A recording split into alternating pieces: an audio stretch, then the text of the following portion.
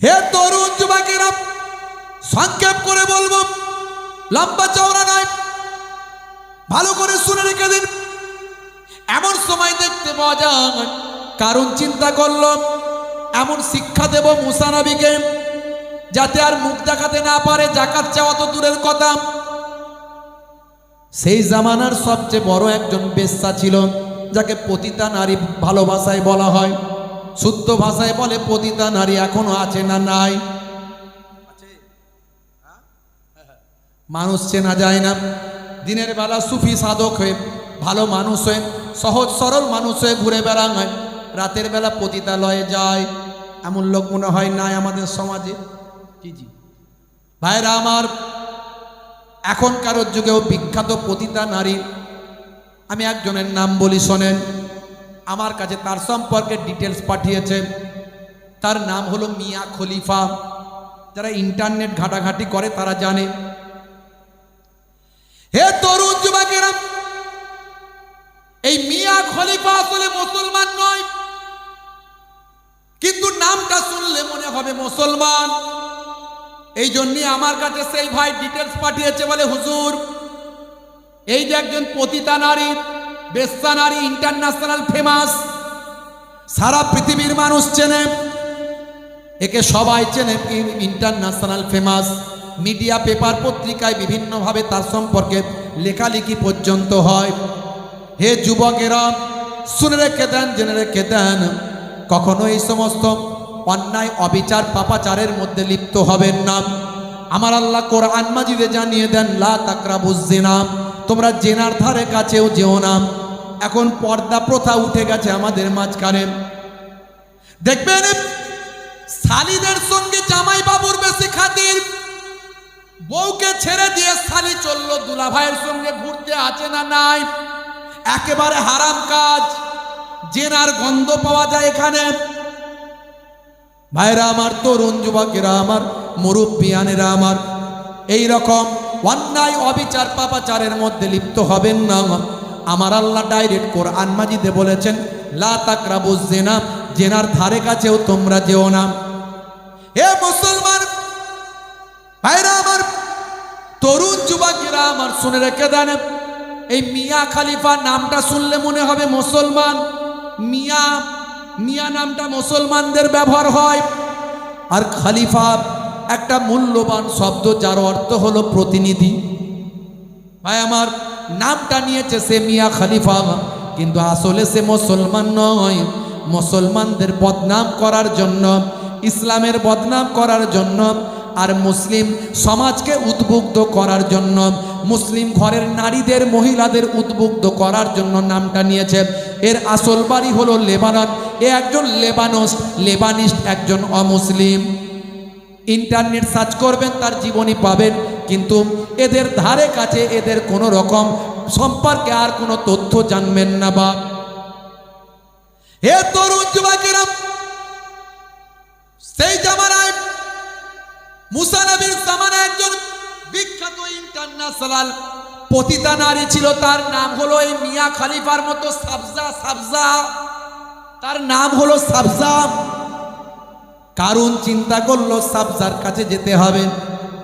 সাবজার কাছে চলে গেল রাতের বেলা, গিয়ে সেখানে রাতটা কাটালো সাবজার সঙ্গে। 5 লক্ষ স্বর্ণ মুদ্রা দিল, দিয়ে বলল আরো দেব। হে সাবজা, একটা কাজ করতে হবে। বলে কি কাজ? পয়সা দিলেই যে কোনো কাজ করার জন্য আমি রেডি। হে তরুণ যুবকেরা, কারণ বলল, শোনো সাবজা, অমুক দিনে অমুক জায়গাতে সকালবেলা চলে যাবে। ওটা হলো রাজদরবার। আমাদের বাদশা হলো ফেরাউন, সে নিজেকে খোদা বলে, আমরা তাকে খোদা বলে মানি। আমাদের খোদার জন্মদিন হলো ওই দিন। খোদার জন্মদিনে চলে যাবেন, সকাল সকাল চলে যাবে। খোদার জন্মদিন বলে কথা, আমাদের ফেরাউনের জন্মদিন বলে কথা। অনেক খানা পিনার ব্যবস্থা থাকবে, শত শত মানুষ, সেখানে হাজার হাজার মানুষ আসবে। তুমিও চলে যাবে, মেয়েদের মজলিসে গিয়ে বসে যাবে। আর যেখানে মানুষ বেশি, সেখানে মুসা এসে হাজির হয়ে যায়। মানুষ যেখানে মুসা সেখানে। মুসা নবী এসে তাদের মাঝখানে এসে ফেরাউনের বিরুদ্ধে আল্লাহর পক্ষে ওয়াজ করেন। আল্লাহর নবীরা কত কষ্ট করেছেন, সাহাবায়ে কেরামেরা কত কষ্ট করেছেন, আল্লাহর মাহবুব বান্দা ওলিরা কত কষ্ট করেছেন, খাজা গরিব নামাজ কত কষ্ট করেছেন, নিজামুদ্দিন আউলিয়া কত কষ্ট করেছেন, খাজা বাকিবুল্লাহ কত কষ্ট করেছেন, পীর মুজাদ্দিদুজ্জামান আবু বকর সিদ্দিক রাহমাতুল্লাহ আলাইহি কত কষ্ট করেছেন, বসিরার আল্লামা হুজুর কত কষ্ট করেছেন, পাঁচ হুজুর কেবলা কত কষ্ট করেছেন, আমার পিন্নাগরি হুজুর কত কষ্ট করেছেন। আমরা তো এখন কষ্ট করি না, আমাদের সম্মান দিয়ে নিয়ে আসা হয়, সম্মান দিয়ে বিদায় নেওয়া হয়। কিন্তু আমরা কি করি?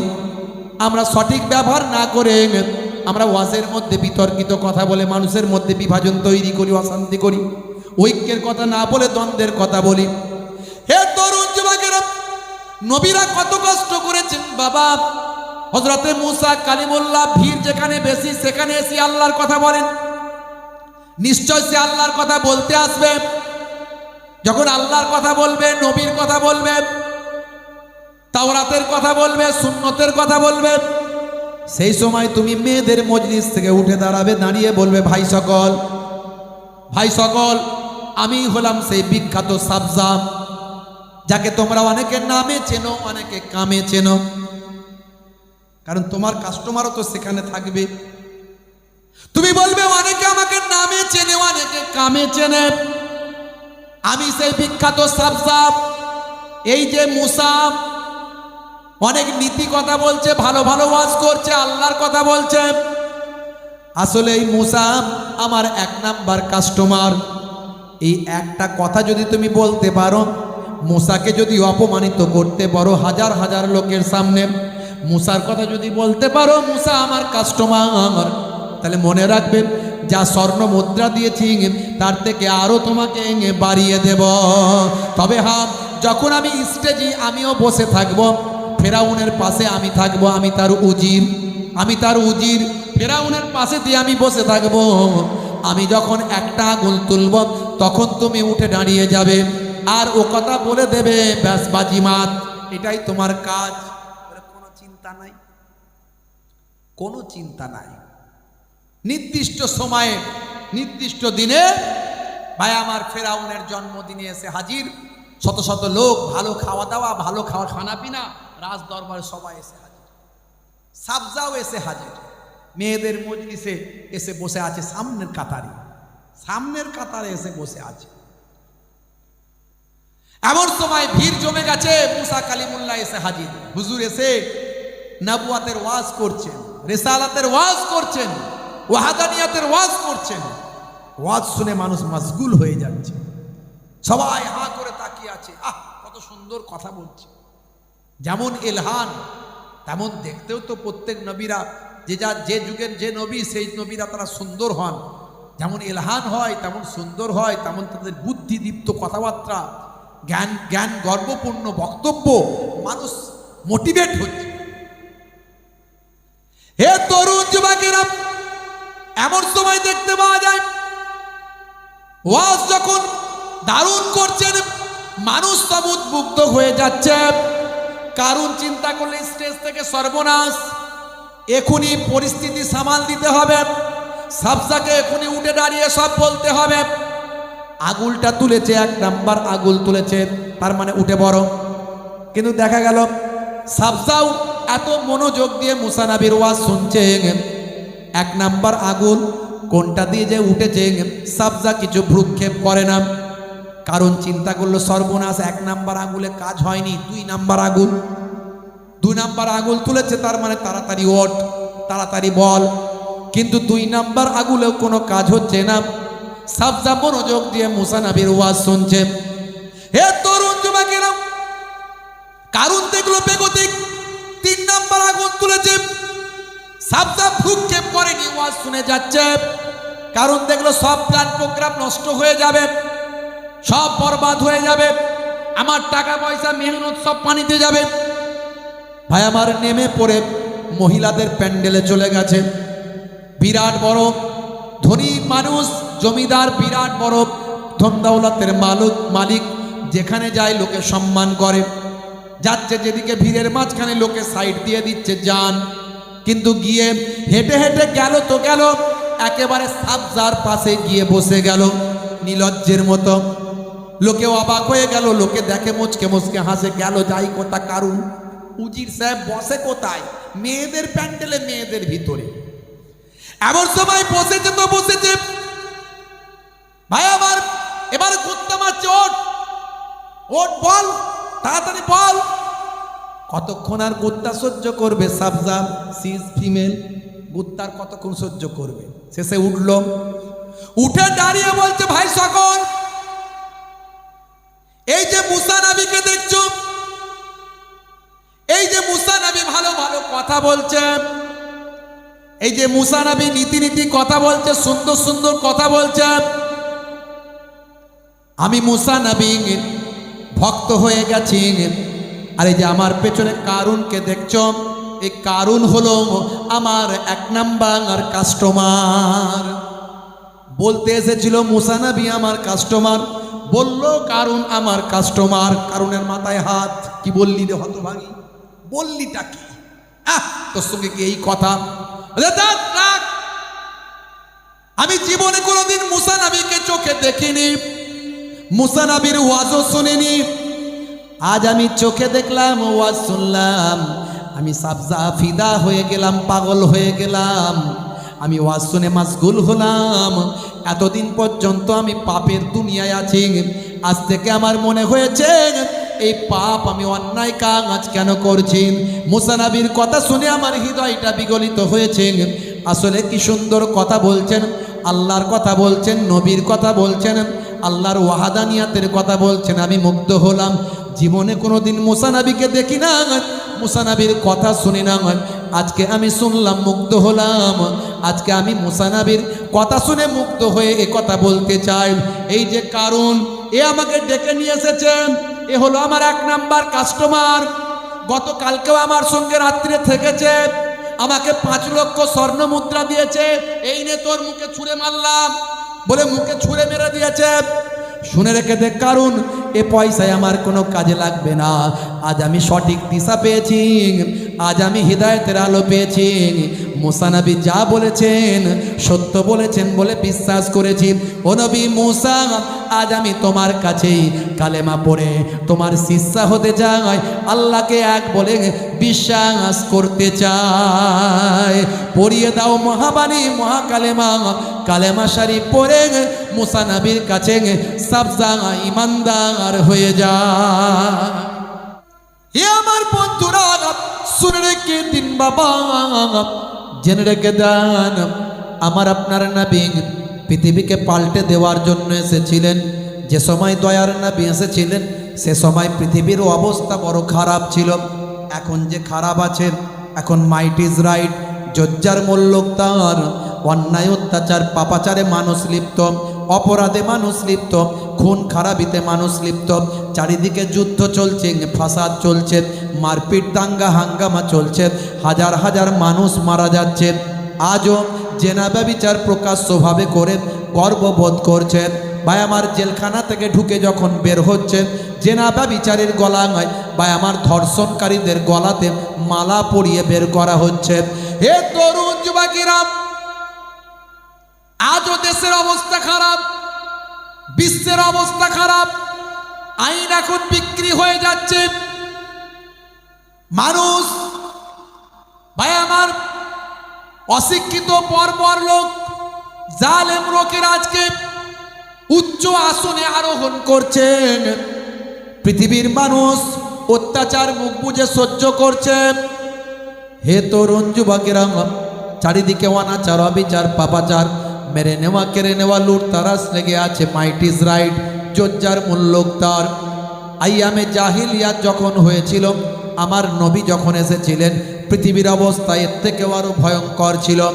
এক একটা যুদ্ধ 50 বছর ধরে চলত। সামান্য কারণে যুদ্ধ লেগে থাকতো। একজন মানুষের খুনের বদলা 100 জনকে তারা খুন করত। এই রকম সময়ে আমার আপনার নবীকে আমার আল্লাহ রাহমাতাল লিল আলামিন করে পাঠালেন।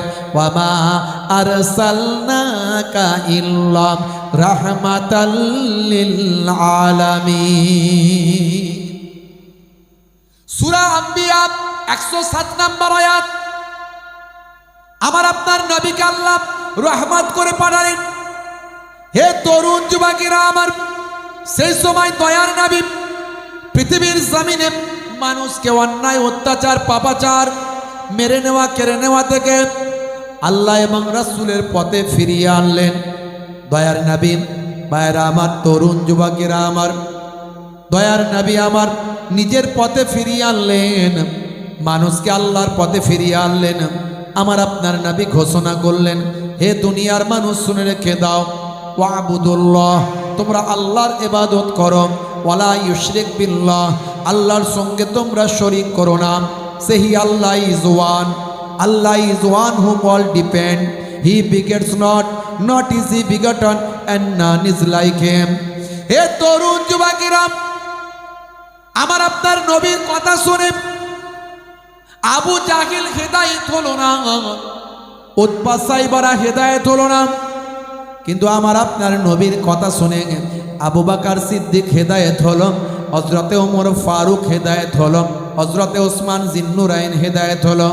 আমার আপনার নবীর কথা শুনে আবু জার গাফফারির মতো ভাই আমার একজন দস্যু মানুষ ছিলেন প্রথম জমিনে।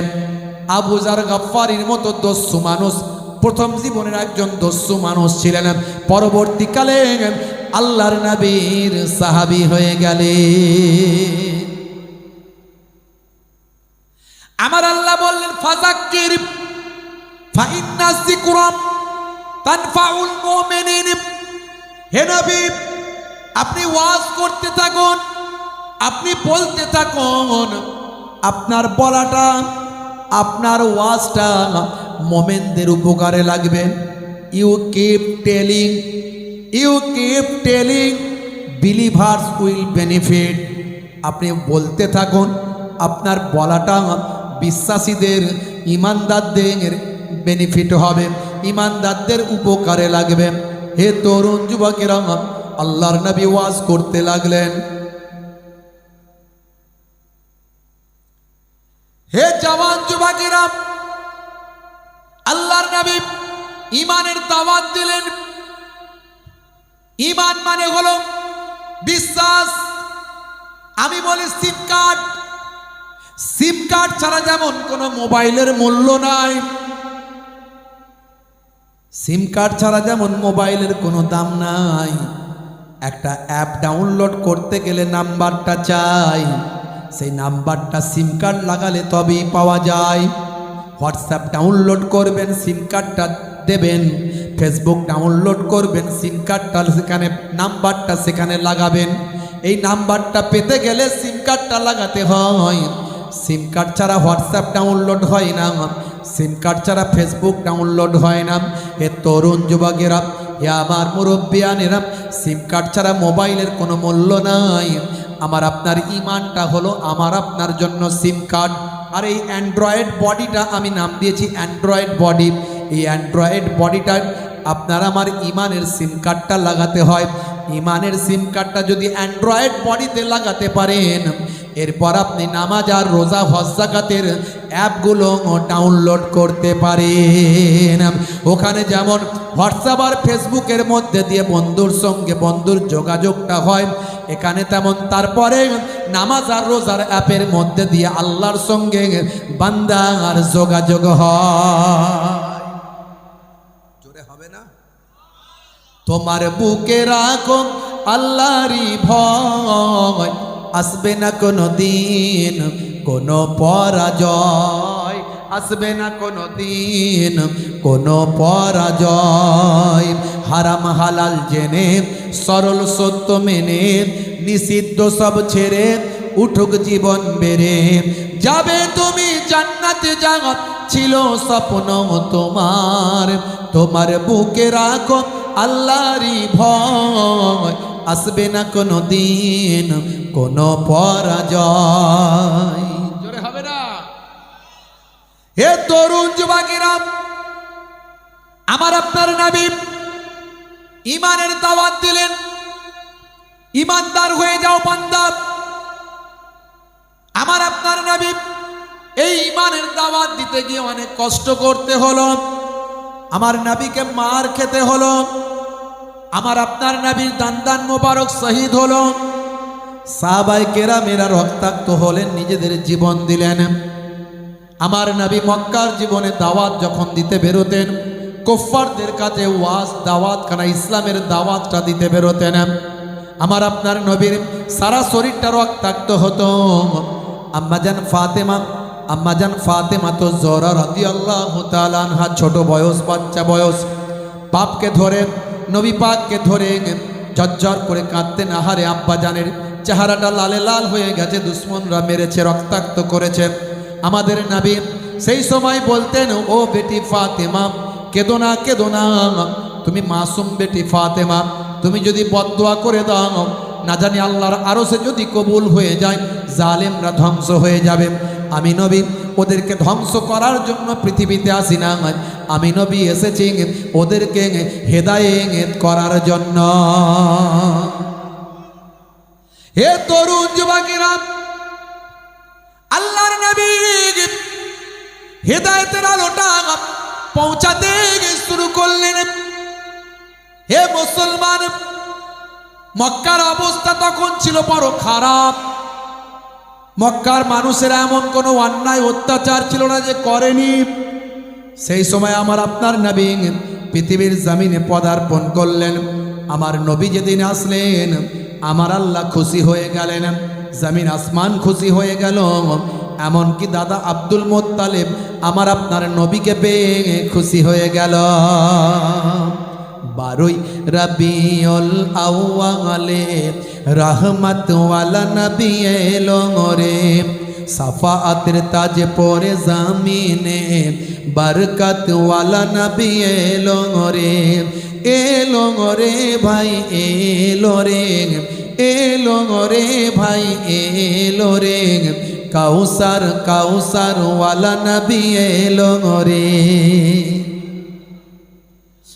ওই কোরাইশ বংশের ভিতরে মা আমিনার রেহেমে এলে তুমি নূর জেলে আব্দুল্লাহর ওই বাগানে। ওই বাগানের ফুলকলি, ওই বাগানের ফুলকলি ফুটলো সারা ভুবনে। 12ই রবিউল আউয়ালে রহমত ওয়ালা নবী এলো রে, সাফাআতের তাজ পরে জামিনে বরকত ওয়ালা নবী এলো রে। এলো রে ভাই, এলো রে, এলো রে ভাই, এলো রে, কাউসার কাউসার ওয়ালা নবী এলো রে। জোরে হবে না? আর জোরে হবে না? ওই রাত বলে, ও গো প্রভু দাও না আমার বুকেতে, দিন বলে, ও গো প্রভু দাও না আমার মাঝেতে। দিন ও রাতের মাঝেতে, দিন ও রাতের মাঝেতে এলেন নবী সুবহে সাদেকে। 12ই রবিউল আউয়ালে রহমত ওয়ালা নবী এলো রে, সাফাআতের তাজ পরে জামিনে বরকত ওয়ালা নবী এলো রে। এলো রে ভাই, এলো রে, এলো রে ভাই, এলো রে, কাউসার কাউসার ওয়ালা নবী এলো রে। জোরে হবে না? ওই আকাশ বাতাস চন্দ্র তারা খুশিতে তারা মেতেছে, আসমানের হুর ফারিস তারা দেখার তরে উকি মেরেছে। কবি কবির ভাষায় লিখেছে। কবিতা কেন এই রাতের বেলা বলছি জানেন তো? রাত তো অনেক হয়ে গেছে, কবিতাগুলো বললে কি হবে, শুনতেও ভালো লাগবে আর মাথাতেও ঢুকবে। আর কবিতার একটা গুরুত্ব আছে। আমার নবী শের শায়েরদের বড় পছন্দ করতেন। যখন কুফফারে কুরাইশ সেই সময় একটা শের শায়ের এসব কবিতার লড়াই চলতো তৎকালীন যুগে, আমার নবীর জামানায়, তার আগে থেকেই চলতো। তা আমার নবীর পক্ষেও কিছু কবি ছিল, তাদের মধ্যে বিখ্যাত কবি যাকে বলা হয় মুখাজ্জারাম কবি, মানে দুটো যুগ পেয়েছে, তাকে বলা হয় মুখাজ্জারাম কবি। বুঝতে পারছেন ভাই আমার? একটা হলো প্রি ইসলামিক পিরিয়ড আর একটা ইসলামিক পিরিয়ড, দুটো পেয়েছেন। তো এইরকম একজন বিখ্যাত শায়ের কবি, তাকে এই নামে অভিহিত করা হতো, শায়েরুর রাসূল বলা হতো।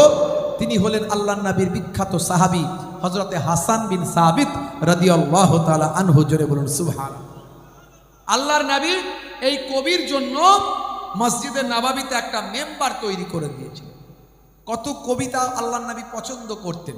এখন এক শ্রেণীর মোল্লা মৌলবী আছে, তারা আবার গজল টজল নাচ টাচ পছন্দ করেন না। আমি লক্ষ্য করে দেখেছি, যে যেটা পারে না সে অন্যের সেটা বদনাম করে। কারো মধ্যে আল্লাহ বেশি এলেম দিয়েছে, কারো মধ্যে এলেম নাই। সে এসে বললে শুধু এলেম শিখলে হবে না, ইবলিস শয়তানেরও এলেম ছিল, শুরু করে দিল। আবার কারো মধ্যে দেখবেন আল্লাহ বেশ সুন্দর এলহান দিয়েছে, গলা দিয়েছে, সুন্দর নাচ গাইছে। হ্যাঁ, শুধু গজল গাইলে হবে না, এই গজল ফজল চলবে না, এসব চলবে না, সুর ফুর এসব চলবে না। বোঝা গেল যে এ গাইতে পারে না ভালো, ওই জন্য ও এরকম বলছে। মানে আমাদের সমাজটা এরকম হয়ে গেছে। এই জন্য আমাকে আবার এসব বলতে গেলে আবার দলিল দিতে হয়। উবাই বিন কাব রাদিয়াল্লাহু তাআলা আনহু থেকে বর্ণিত, ওয়ান উবাই বিন কাব ক্বাল রাসূলুল্লাহ সাল্লাল্লাহু আলাইহি ওয়াসাল্লাম ইন্না মিনাশ শি'রি হিকমা। আল্লাহর নবী বলেন, নিশ্চয় অধিকাংশ কবিতা হলো হিকমা। জোরে বলুন সুবহানাল্লাহ। এত কথা বকতে হতো না। এই আমি কবিতাগুলো বলছি তো, কিছু মানুষ পরে আবার বলবে শুধু গজল আর নাচ, শুধু গজল আর নাচ, বাকি যা তো কোরআন হাদিস বললাম সেগুলো কিছু শুনবে না। মানে এমন একটা ব্যাপার স্যাপার চলছে। এই জন্যে বলে না, এই কথায় কথায় লোকে বলে এই এক শ্রেণীর আলেমকে দিয়ে জাহান্নাম উদ্বোধন হবে, দেখবেন এক শ্রেণীর আলেমকে দিয়ে জাহান্নাম উদ্বোধন হবে। কথাটা যে বলে কিছু কিছু মানুষ, ভাই কতটা যুক্তিযুক্ত আমি বলতে পারবো না। কারণ আল্লাহর নবী বলেছেন দুই ধরনের আলেম হবে, একটা হলো ওয়ারাসাতুল আম্বিয়া, একটা হলো ওয়ারাসাতুল শাইতান। বুঝতে পারছেন? যারা সবসময় ফেতলা, যাদের কথাগুলো খুব ভালো, কালামুহুম কা কালামিল আম্বিয়া, কথাগুলো হবে নবীদের কথার মতো, কি মিষ্টি মিষ্টি কথা। কুলুবুহুম কা কুলুবিজ জিয়াব, অন্তরটা হবে নেকড়ে বাঘের মতো হিংস্র ভয়ঙ্কর। মুখে বলছে ভালো কথা, কিন্তু মনে তার হিংসা, খালি ফেতনা, খালি ফেতনা। এমন এমন কথা বলো শুধু ফেতনা লেগে যাবে, আছে না নাই? হ্যাঁ। আল্লাহর নবী বলেন কাজকর্মগুলো হবে ফেরাউনের কাজের মতো। আল্লাহর নবী বলেন এরা আমার উম্মত নয়, আমি এদের নবী নয়। আর এক শ্রেণীর আলেম হবে যাদের কথা, যাদের অন্তর, যাদের কাজ সবটাই নবী আনা তারিকায় হবে। তারা হলো ওয়ারাসাতুল আম্বিয়া। জোরে বলুন সুবহানাল্লাহ। এই রকম আলেম যদি খুঁজে পান, আল্লাহর নবী বলছেন মান যারা আলিমান ফাকান্নামা যারানি, যে আলেমে হাক্কানির সঙ্গে মুলাকাত করলো সে যেন আমি রাসূলুল্লাহ দয়ার নবীর সঙ্গে মুলাকাত করলো। মান সাফা আলিমান ফাকান্নামা সাফানি, যে আলেমে হাক্কানির সঙ্গে মুসাফা করলো সে যেন আমি রাসূলুল্লাহ দয়ার নবী পাকের সঙ্গে মুসাফা করলো। মান জালাসা আলিমান ফাকান্নামা জালাসানি, যে আলেমে হাক্কানির মজলিসে গিয়ে বসলো সে যেন আমি দয়ার নবী পাকের মজলিসে এসে বসলো। আলেমদের সম্মান অনেক, কিন্তু সে আলেমরা আমরা নিজেদের সম্মান নিজেরা রাখছি না। ভাইরা আমার, তো দেখুন আমার নবী এসেছেন, মক্কাবাসী খুশি। এটা কবিতার মাধ্যমে কবি গিয়েছে, আমার লেখা নয়, এটা অন্যজনের কবিতা পেয়েছি। তো আমার কিছু কবিতাও আমি লিখি মাঝে মাঝে সময় পেলে, একটু ভাঙাচোরা কবি আর কি। এখানে বলেছে, ওই আকাশ বাতাস চন্দ্র তারা খুশিতে তারা মেতেছে, আসমানের হুর ফারিস তারা দেখার তরে উকি মেরেছে। জোরে হবে না? জোরে হবে না? দাদু মুত্তালিব খুশি হয়ে, দাদু মুত্তালিব খুশি হয়ে মক্কাবাসীর দাওয়াত করেছেন। 12 রবিউল আউয়ালে রহমত ওয়ালা নবী এলো রে, সাফাতের তাজ পরে জামিনে बरकत वाला नबी एलो रे भाई एलो रे भाई एलो रे काउसार वाला नबी एलो रे। हे तरुण যুবকেরা আল্লাহর নবী মানুষকে হেদায়েতের আলো দিতে লাগলেন, সাহাবায়ে কেরামদের পাল্টাতে লাগলেন, পরিবর্তন হতে লাগলো। মানুষ এক শ্রেণীর মানুষ মানল না, আর এক শ্রেণীর মানুষ মানতে লাগলো। মক্কার মানুষরা অনেক অত্যাচার করলো, জুলুম করলো, নবী আমার সব সহ্য করলেন। হে তরুণ যুবকের, হে আমার মুরব্বিয়ানেরা, আল্লাহর নবী ভাই আমার মানুষকে হেদায়েতের আলো দিতে লাগলেন, তাদেরকে শেখাতে লাগলেন, বাবারা তোমরা আল্লাহর পথে ফিরে আসো, মানুষের উপর অত্যাচার করো না, অন্যায় অবিচার থেকে সরে আসো, জেনা ব্যভিচার সুদ ঘুষ পাপ অন্যায় থেকে সরে আসো। হে তরুণ যুবকেরা, হে আমার মুরব্বিয়ানেরা, দয়ার নবী তাদেরকে ভাই আমার নামাজের দাওয়াত দিলেন, তাদেরকে দাওয়াত দিলেন, ভাই আমার সুন্নতের দাওয়াত দিলেন। হে জওয়ান যুবকেরা, আল্লাহর নবী ঈমানের দাওয়াতটা দিলেন, ঈমানদার বানাতে শুরু করলেন। হে দুনিয়ার মানুষ শুনে রেখে দাও, নবী আমার তাদের প্রথমে সিম কার্ডটা ঠিক করে দিলেন, কারণ সিম কার্ড ছাড়া ভাই আমার মোবাইলের কোনো দাম নাই, ঈমান ছাড়া এই অ্যান্ড্রয়েড বডির কোনো দাম নাই। আগে তোমরা আল্লাহকে এক বলে মানো, লা শারিকা লাহু, তার কোনো শরিক নাই, আল্লাহর প্রতি বিশ্বাস রাখো, আর বাবা আসমানি কিতাবগুলোকে বিশ্বাস করো, যত পূর্বের কিতাব আছে সব বিশ্বাস করো, সমস্ত নবী পায়গম্বরদের মানো। এইভাবে নবীর হেদায়েতের বাণীটা দিতে লাগলেন, তাদের ঈমানটাকে মজবুত করতে লাগলেন। ভাগ্যে ভালো মন্দ যা কিছু হয় সবই আল্লাহর পক্ষ থেকে হয়। ভাগ্যে ভালো মন্দ কোথা থেকে হয়? সবই আল্লাহর পক্ষ থেকে হয়। কথা ঠিক না ভুল? আমরা মানি তো না মানি না? যদি বলেন মানি না। ভাগ্যে ভালো মন্দ কোথা থেকে হচ্ছে?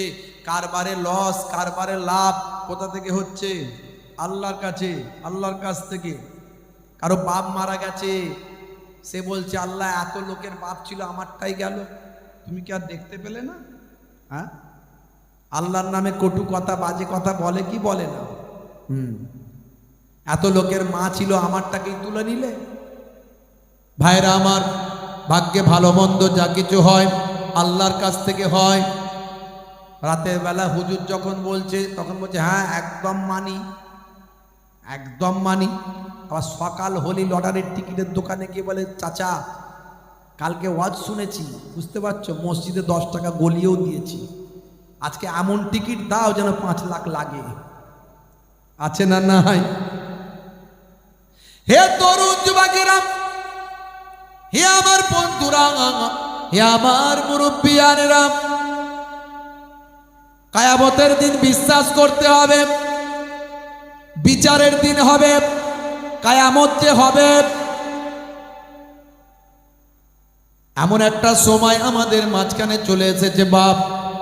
কিয়ামতের আলামতগুলোর মধ্যে ছোট আলামতগুলো প্রকাশ পেয়েছে।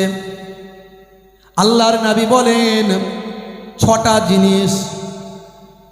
জিনিস যখন তোমরা লক্ষ্য করবে, তখন তোমরা বেশি বেশি ইবাদত বন্দেগীতে তোমরা নিজেরা পরিবর্তন হয়ে যাও, বেশি বেশি করে আল্লাহর ইবাদতে মাশগুল হও। হে তরুণ যুবকেরা, হে আমার মুরব্বিয়ানেরা, ভাইরা আমার, তরুণ যুবকেরা আমার, তার মধ্যে একটা হলো যখন অশিক্ষিত মূর্খ ব্যক্তিরা নেতৃত্বের আসনে বসবে, অশিক্ষিত মূর্খ মানুষেরা নেতৃত্বের আসনে বসবে। 2 নাম্বার হলো প্রত্যেকটা বিষয়ে যখন বেশি বেশি করে শর্ত চাপানো হবে, বেশি বেশি করে কোনো কিছুর উপর যেখানে শর্ত দেওয়ার নয় সেখানেও শর্ত দেওয়া হবে। ওয়া কাসরাতুস সুরাতে ওয়া কাসরাতুস শর্তে, শর্ত বেশি বেশি করে দেওয়া হবে। ওয়া বাইউল্লাহ হুকমে, ভাই আমার বিচারকরা বিক্রি হয়ে যাবে। বিচারক যারা বিচারের দায়িত্বে থাকবে তারা বিক্রি হয়ে যাবে। বিচারক, বিচার কেনা বেচা হবে, ভালো করে মিলিয়ে নিন। ওয়া কাতিয়াতুর রাহমিন, ভাইরা আমার, আত্মীয়তা বিচ্ছিন্ন হয়ে যাবে, আত্মীয়তা বিচ্ছিন্ন হয়ে যাবে। ভালো করে মিলিয়ে নিন। ইস্তেগফাফুল বিদ্দামে, ভাই আমার, রক্ত চারিদিকে ঝরতে থাকবে, মানুষ মারা যাবে বেশি বেশি, রক্তের কোনো মূল্য থাকবে না, রক্ত মানুষের জীবনের কোনো দাম থাকবে না, মানুষ মারা যাবে বেশি বেশি। ভালো করে মেলান আজকের দিনের। এই রকম ভাবে আল্লাহর নবী 6টা কথা বলেছিলেন। হে তরুণ যুবকেরা, হে আমার বন্ধুরা, চারিদিকে তাকিয়ে দেখুন, কায়ামতের আলামতগুলোর মধ্যে এই ছোট ছোট আলামতগুলো পরিস্ফুটিত হচ্ছে। আজকে ইউক্রেন রাশিয়া যে পরিমাণে যুদ্ধের দ্বার প্রান্তে পৌঁছে গেছে, একটা মালহামা হয়তো এটাকে কেন্দ্র করে ঘটতে পারে। থার্ড ওয়ার, তৃতীয় বিশ্বযুদ্ধ হয়তো শুরু হতে পারে। হে তরুণ যুবকেরা, রাশিয়া হুমকি দিয়ে দিয়েছে, পরমাণু যুদ্ধ আমি চালিয়ে দিতে পারি, পরমাণু বোমা কিন্তু আমরা অনুমতি দিতে পারি। রাশিয়ার হাতে আছে কিছু কম বেশি 600টা পরমাণু। ওদিকে ইউক্রেনকে আমেরিকা সাহায্য করছে, বলছে 300 কিলোমিটার দূরপাল্লার ক্ষেপণাস্ত্র তুমি চালাতে পারো, অনুমতি দিলাম। জো বাইডেন যাবার আগে অনুমতি দিচ্ছে, জানুয়ারি থেকে ট্রাম্প ক্ষমতায় আসবে আবার। এইভাবে দেখা গেল 1450 বছর আগে আল্লাহর নবী ভবিষ্যৎবাণী করে দিয়েছিলেন।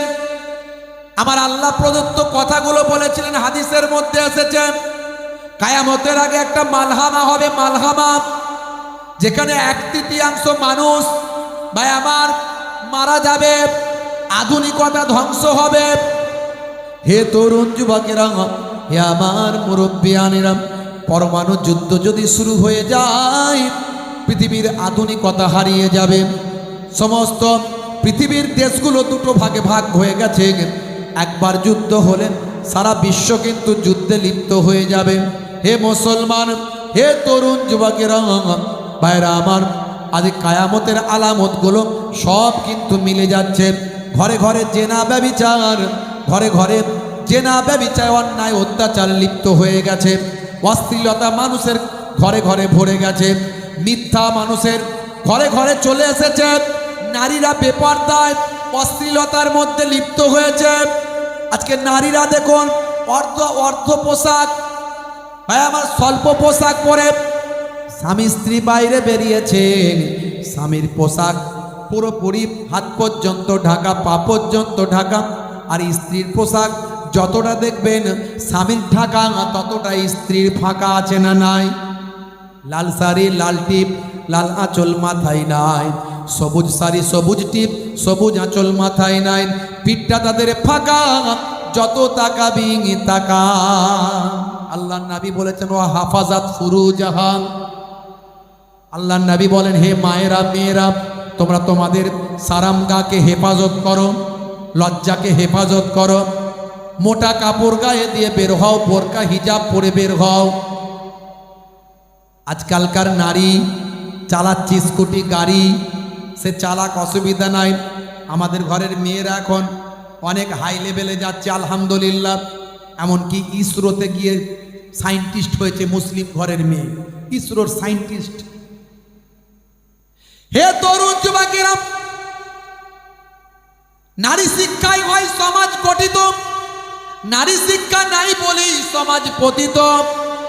নারীগণ যদি শিক্ষিত না হয়, কখনো মুসলিম জাতি জাগিবার নয়। আপনার ঘরের মেয়েটাকে, ছেলেটাকে শিক্ষিত বানাবেন, যার যেমন মেরিট আছে তাকে সেই দিকে নিয়ে যাবেন। এপিজে আব্দুল কালাম নাম শুনেছেন? একজন গরিব মানুষের সন্তান ছিলেন, বাপ ছিল ইমাম সাহেব, বাপ ছিল ইমাম সাহেব। ইমাম মানে বুঝতে পারছেন, ইমামদের অনেক টাকা মাইনে, কথা ঠিক না ভুল? খুব বড় লোক তো নাকি ইমামরা? আচ্ছা একটু বলেন না, কারা দেয় এগুলো? এত অল্প টাকা দেয় কারা? আমরা দিই না, অন্যজন দেয়, কথা ঠিক না ভুল? হ্যাঁ, ইমাম সাহেব কমিটির প্রেসিডেন্ট, তার ছেলে দিল্লিতে চাকরি পেয়েছে, 70,000 টাকা মাইনে। তো ইমাম সাহেবের কাছে শুক্রবারে জুম্মার পরে বলছি, ইমাম সাহেব এই 200 টাকা পকেটে দিলাম, আমার ছেলে চাকরি পেয়েছে, 70,000 টাকা মাইনে, দিল্লি চলে যাবে সোমবারের দিন, একটু খাস করে দোয়া করে দেবেন। ইমাম সাহেব দোয়া করছে, রব্বানা আতেনা ফিদ দুনিয়া। প্রেসিডেন্টের ছেলে বিদেশ যাবে, বলছে আল্লাহ তাকে ভালোভাবে পৌঁছে দাও, কোনো অসুবিধা নাই, কিন্তু তার চাকরিটা যেন পাকা হয় আর মাইনেটা যেন আমার মতো হয়। প্রেসিডেন্ট রেগে গেছে, মাইনে তোমার মতো মানে? বলে কেন? ইমাম সাহেব বলছে কেন?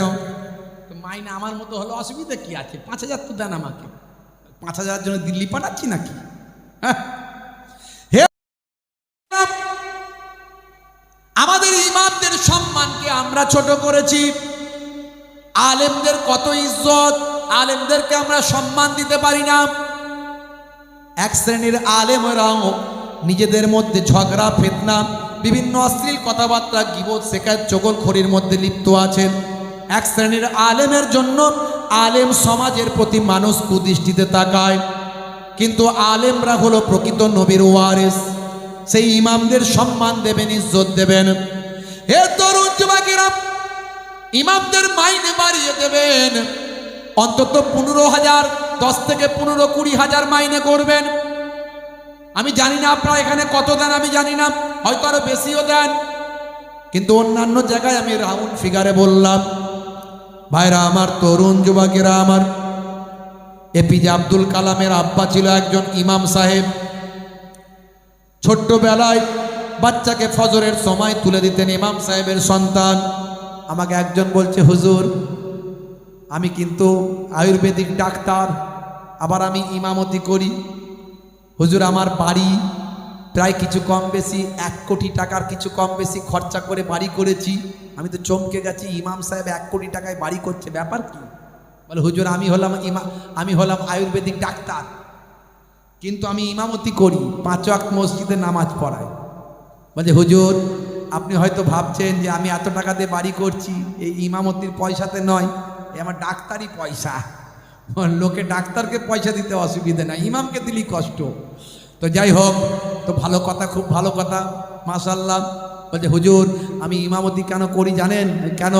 বলছে ইমামতি এই জন্য করি যাতে আমার 5 ওয়াক্ত নামাজের 1 ওয়াক্ত কাজা যেন না হয়। আর আমি যদি ইমামের দায়িত্বে থাকি, লোকে কিন্তু আমাকে ফলো করে না, ইমাম সাহেব যাচ্ছে, আর ইমাম সাহেবকে ফলো করছে মানে ইমাম সাহেব কোনো অন্যায় কাজ করার সাহস পাবে না। আমার নামাজটা, আমার ইমামতিটা আমাকে অন্যায় থেকেও বাঁচিয়ে দেয়। জোরে বলুন সুবহানাল্লাহ। হে তরুণ যুবকেরা, তাই ইমামরা হলো নামাজের দিক থেকে 1 নাম্বার। আর যে নামাজে সবচেয়ে পাবন্দি, যে সে তোমাদের মধ্যে ভালো মানুষ, তার সঙ্গে খারাপ ব্যবহার করো না। হে তরুণ যুবকেরা, এপিজে আব্দুল কালামের আব্বা ইমাম সাহেব ফজরের নামাজের সময় সন্তানকে তুলে দেন, বাবা সন্তান উঠে পড়ো, ফজরের নামাজটা পড়ো। এপিজে আব্দুল কালাম ছোট্ট বয়স, সকালবেলা ফজরের নামাজটা পড়তেন। ফজরের নামাজ পড়ে বাজারে চলে যেতেন, বাজারে গিয়ে পেপারটা, খবরের কাগজটা নিয়ে নিতেন, নিয়ে ডোর টু ডোর বা আমার দোকানে দোকানে, ঘরে ঘরে খবরের কাগজটা কয়েক ঘন্টার মধ্যে ডিস্ট্রিবিউট করতেন। ডিস্ট্রিবিউট করা হয়ে গেলে আবার বাড়িতে চলে আসতেন। মা, জননী মা তার খাবার রেডি করে রাখতেন। আহারে, খাবার খেয়ে আবার তিনি পড়ার জন্য রওনা দিতেন। এইভাবে ছোট্টবেলা থেকে কষ্ট করেছেন, তার মেরিট, মেধাটাকে আল্লাহ এমন জায়গায় পৌঁছে দিয়েছেন, ভারতের মিসাইল ম্যান, পরমাণু বিজ্ঞানী তাকে বানিয়েছেন। প্রাক্তন রাষ্ট্রপতি ভারতের, যতদিন পর্যন্ত ভারতের নাম পৃথিবীর মানচিত্রে থাকবে, ততদিন পর্যন্ত ভারতের পরমাণু বিজ্ঞানী, মিসাইল ম্যানের নাম ইতিহাসের পাতায় স্বর্ণাক্ষরে একজন মুসলমান ঘরের সন্তান এপিজে আব্দুল কালামের নামটা থাকবে। আপনার ঘরের সন্তানটাকে আপনি শিক্ষিত করুন, আপনার ঘরের মেয়েটাকে আপনি শিক্ষিত করুন, শিক্ষিতা করুন। হে তরুণ যুবকেরা, তবে পর্দার মধ্যে, হেফাজতের মধ্যে আল্লাহর নবী পর্দায় হেফাজতের মধ্যে শিক্ষা লাভের কোনো অসুবিধা নাই, ইসলামে শিক্ষা লাভে কোনো নিষেধ নাই। হে তরুণ যুবকেরা আমার, হে আমার বন্ধুরা, শুনে রেখে দিন বাবা, জেনে রেখে দেন। হে মুসলমান, আল্লাহর নবী শিক্ষিত বানানোর জন্য চেষ্টা করলেন। সাহাবায়ে কেরামদের উপর শিক্ষার গুরুত্ব বর্ণনা করতে লাগলেন। দয়ার নবী আমার সুন্নতের তালিমটা দিতে লাগলেন। দয়ার নবী ভাই আমার ইবাদতের কথা বলতে লাগলেন। প্রত্যেকটা নবীরা বলেছিলেন সুন্নতের কথা, ইবাদতের কথা। মনে রাখবেন বাবা, সমস্ত নবীদের জামানায় যে ইবাদতগুলো ছিল, আমাদের নবীর জামানাতেও সে ইবাদত ছিল। অন্যান্য নবীর জামানায় ইবাদতগুলোর মধ্যে ভাই আমার নামাজ ছিল, রোজা ছিল, যাকাত ছিল। আর আমাদের নবীর জামানাতেও নামাজ, রোজা, হজ, যাকাত আমাদের নবীর জামানায় বড় ইবাদত ছিল। ভাইরা আমার, সবচেয়ে বড় ইবাদত হলো নামাজ। আফজালুল ইবাদাতে ইবাদাতুস সালাত। নবী সাহাবায়ে কেরামদের সালাতের ডাক দিতে লাগলেন। মুসলমান, আমরা নামাজ ছেড়ে দিয়েছি। 95 জন, 100 জনের 95 জন 5 ওয়াক্ত নামাজ পড়েন। 100 জনের 95 জন। ইমাম সাহেবকে জিজ্ঞাসা করলেই পাওয়া যাবে। আপনারা দেখেন হয়তো পড়ে, অন্যান্য জায়গায় বেশিরভাগই রিপোর্ট আমার কাছে আছে। মুয়াজ্জিন যখন আযান দেয় হাইয়া আলাস সালাত, মুসলমানের ছেলে বলে তাড়াতাড়ি মসজিদ তলা থেকে পালা। কেন রে ভাই? মুয়াজ্জিন যদি দেখতে পায় তাহলে বলবে চিন্টু নামাজ পড়বি আয়, পিন্টু নামাজ পড়বি আয়, ঝনু টনু পনু নামাজ পড়বি আয়। মুয়াজ্জিন যদি দেখতে পায় তাহলে ডাকবে হাই রে হাই, তাড়াতাড়ি নামাজ পড়বি আয়, ওযুটা কর, মসজিদে যাই। তাই মুয়াজ্জিনের জ্বালায় পাঁচতলাতে পালায়, মুয়াজ্জিনের জ্বালায় মসজিদ তলা থেকে পালায়, মুয়াজ্জিনের জ্বালায় চায়ের দোকানে যায়, সেখানে গিয়ে ক্যারামার তাসটা খেলি ভাই, মাঝে মনে নাইন দিয়ে ফ্রি ফায়ার আর পাবজিটা চালায়। আছে না নাই? মুসলমানের ছেলে ফ্রি ফায়ার আর পাবজি খেলে সময় কাটায়। হঠাৎ করে দেখলাম আমাকে একজন পাঠিয়েছে একটা ছবি, বুঝতে পারছেন, মদিনা শরীফে মসজিদে নববীতে বসে বসে ফ্রি ফায়ার চালাচ্ছে, DD DD DD DD DD DD মসজিদে বসে বসে। হাই রে হাই, কোন জায়গায় পৌঁছেছে আজকে মুসলমান? গজব কি আর এমনি আসছে যে মসজিদে 1 রাকাত নামাজ পড়লে 50,000 রাকাত নামাজের সওয়াব? সেখানে যুবক ছেলে বসে বসে ফ্রি ফায়ার খেলছে, সব অ্যাভেলেবেল করে ফেলেছে। হে তরুণ যুবকেরা, হে আমার বন্ধুরা, নামাজ ছেড়ে দেবেন না। আফজালুল ইবাদাতে ইবাদাতুস সালাত। সমস্ত ইবাদতগুলোর মধ্যে বড় ইবাদত হলো নামাজ। আল্লাহর নবী নামাজের জন্য কত কষ্ট করেছেন, দান দান মোবারক শহীদ হয়েছে নামাজের জন্য।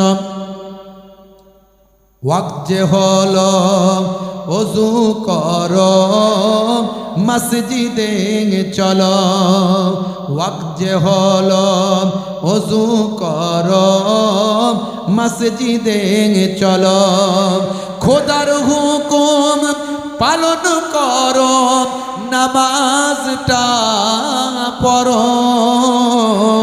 ওয়াক্ত যে হলো ওযু করো মসজিদে চলো, দিন রাতে 5 ওয়াক্ত নামাজ পড়লে পাবে ভাই জান্নাত। হবে না?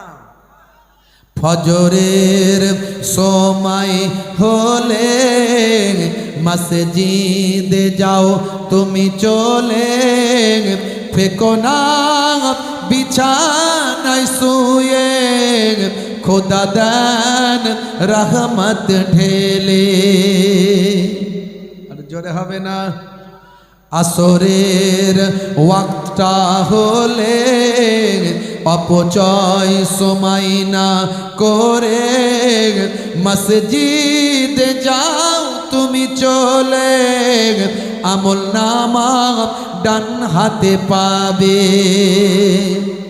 মাগরিবের ওয়াক্ত আসিলে মসজিদে যাও তুমি চলে, কবরের আযাব থেকে মুক্তি প্রভু দেবে। ওয়াক্ত যে হলো ওযু করো, মসজিদে চলো, খোদার হুকুম পালন করো, নামাজটা পড়ো। ওয়াক্ত যে হলো ওযু করো, মসজিদে চলো, দিন রাত 5 ওয়াক্ত নামাজ পড়লে পাবে ভাই জান্নাত। দিন রাত 5 ওয়াক্ত নামাজ পড়লে পাবে ভাই জান্নাত। জোরে হবে না? জোরে হবে না? তাহলে সবচেয়ে বড় ইবাদত নামাজ।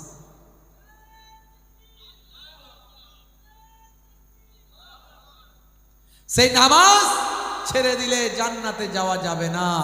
ইবাদতগুলো নিয়ে যখন প্রশ্ন করা হবে, বান্দা সবচেয়ে আগে নামাজ পড়েছিলে কিনা বলো। নামাজ ছেড়ে দিয়ে জান্নাতে যাওয়ার কোনো রাস্তা নাই। হে তরুণ যুবকেরা, আরেকটা সবচেয়ে বড় ইবাদত হলো জাকাত। জাকাত, আমরা জাকাতকে ঠিকভাবে ইউটিলাইজ করি না, ব্যবহার করি না। আমরা জাকাত মানে লুঙ্গি দেওয়া, শাড়ি দেওয়া মনে করি। কথা ঠিক না ভুল? কোটিপতি লোক 20-30 হাজার টাকা জাকাত পড়েছে, কোটিপতি লোক 25,000 বা আমার 60,000, 70,000, 1 লাখ টাকা জাকাত পড়েছে। 1 কোটি টাকার মালিক হলে বুঝতে পারছেন তার কত টাকা জাকাত পড়বে। শতকরা 2.5 টাকা হিসাবে কত পড়বে? 2.5 লক্ষ নাকি নাকি কত পড়বে? এই হিসাব করে অঙ্কের লোক নাই নাকি এখানে? হে তরুণ যুবকেরা, 1 কোটি টাকার মালিক, লক্ষ টাকার উপরে জাকাত। জাকাত হিসাব করে বলে এত টাকা দেওয়া সম্ভব নয়। 100টা শাড়ি নিয়ে আয়, 100টা লুঙ্গি নিয়ে আয়, 10-20 হাজার টাকার মধ্যে কাজ মিটিয়ে দিল। হে তরুণ যুবকেরা, এটা জাকাতের উদ্দেশ্য নয়। জাকাতের উদ্দেশ্য হলো গরিবী হাটাও, দেশ বাঁচাও। এখন সরকার ডাক দিয়েছে গরিবী হাটাও, দেশ বাঁচাও। ভাই আমার, কিন্তু সরকার গরিবী হাটাও, দেশ বাঁচাও এর স্লোগান দিয়েছে। আমাদের রাজ্য সরকার দেখবেন সত্যি গরিবী হাটাও, দেশ বাঁচাওয়ের জন্য বিভিন্ন রকম প্রকল্প নিয়ে আসছে। হে তরুণ যুবকেরা, হে আমার বন্ধুরা, ভাইরা আমার, তরুণ যুবকেরা আমার, আবার দেখা যাবে কোন কোন সরকার সেভাবে কাজ করছে না, শুধু মুখে স্লোগান দিচ্ছে। অথচ 1450 বছর আগে ইসলাম বলেছিল গরিবী হাটাও, দেশ বাঁচাও। কিভাবে? তোমার নিকটস্থ গরিব মানুষকে তুমি তোমার জাকাতের বড় অংশ দান করো, যাতে করে তাকে ইস্টাবলিশ করে দাও, কাজ কারবারে তাকে লাগিয়ে দাও, সেও আগামী দিন জাকাত দিতে পারবে। জোরে বলুন। হে তরুণ যুবকেরা, এই জাকাতটা অন্যান্য নবীদের জামানাতেও ছিল। হযরতে মুসা কালিমুল্লাহর জামানাতে ছিল জাকাত, নামাজে ছিল, জাকাতও ছিল। মুসা নবীর একজন চাচাতো ভাই ছিল, একই গোত্রের একই বংশের একজন ভাই ছিল, নাম ছিল কারুন। নাম শুনেছেন কারুনের? যে কারুনকে নিয়ে আল্লাহ রাব্বুল আলামিন কোরআন মাজিদের মধ্যে ঘোষণা করেছেন কারুনের কথা। হে তরুণ যুবকেরা, হে আমার বন্ধুরা, হে আমার মুরব্বিয়ানেরা, শুনে রেখে দেন, জেনে রেখে দেন, কারুন ছিল পৃথিবী বিখ্যাত একজন ধনী মানুষ। কারুন ছিল পৃথিবী বিখ্যাত একজন ধনী ব্যক্তি। ভাইরা আমার, তরুণ যুবকেরা আমার, মুরব্বিয়ানেরা আমার, শুনে রেখে দেন, কিন্তু ছিল মারাত্মক কৃপণ লোক। তার এত সম্পত্তি ছিল, আমার আল্লাহ কোরআন মাজিদের মধ্যে জানিয়ে দেন। কারণ তার সম্পত্তির, তার সিন্ধুকের চাবিগুলো বহন করার জন্য একদল লোক ভাই আমার সেই সিন্ধুকের চাবিগুলো বহন করে নিয়ে যেত। এতটাই ধনী মানুষ আল্লাহ তাকে বানিয়েছিলেন। হে তরুণ যুবক, যুবকেরা, কারণ ছিল মারাত্মক একজন কৃপণ। মুসা নবীর সম্পর্কে চাচাতো ভাই, হিরে, পান্না, মতি, জহর যা কিছু আছে, সমুদ্রের তলায় যা পাওয়া যায়, প্রবাল টোবাল থেকে শুরু করে এইরকম সম্পদ তার ছিল। আর সোনা রূপা থেকে শুরু করে এমন কোনো সম্পদ ছিল না যে তার ছিল না। ভাইরা আমার, তার সম্পদের চাবিটা বহন করার জন্য একদল ক্ষমতাশালী লোক তারা কষ্ট পেত। আমার আল্লাহ সূরা কাসাসের মধ্যে সুন্দর করে উল্লেখ করেছেন। কোরআন মাজিদ খোলন, কোরআন মাজিদে আমার আল্লাহ কোরআন মাজিদের সূরা কাসাসের মধ্যে কারুনের কথা উল্লেখ করে বলেন, ইন্নাল কারুনা কানা মিন কওমি মূসা ফাবাগা আলাইহিম ওয়া আতাইনাহু মিনাল কুনুজি মা ইন্না মাফাতিহাহু লাতানু বিল উসবাতি উলিল কুওয়াতি ইয ক্বালা লাহু কওমুহু লা তাফরাহ ইন্নাল্লাহা লা ইউহিব্বুল ফারিহিন।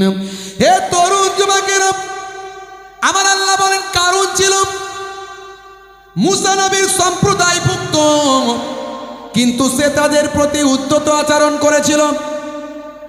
তাকে আমি এমন ধনভাণ্ডার দিয়েছিলাম যে তার চাবিগুলো বহন করার জন্য একদল বলবান শক্তিশালী লোক তাদের পক্ষে কষ্টকর ছিল।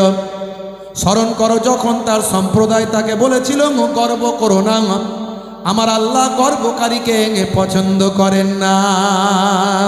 ইন্নাল্লাহা লা ইউহিব্বুল ফারিহিন। হে তরুণ যুবকেরা, মুসা নবী কারুনকে যখনই দেখতেন তখনই বলতেন, কারুন যাকাত দাও, তোমাকে যাকাত দিতে হবে। কারুন কিন্তু ভয়ঙ্কর কৃপণ ছিল, সে যাকাত দিতে চাইতো না।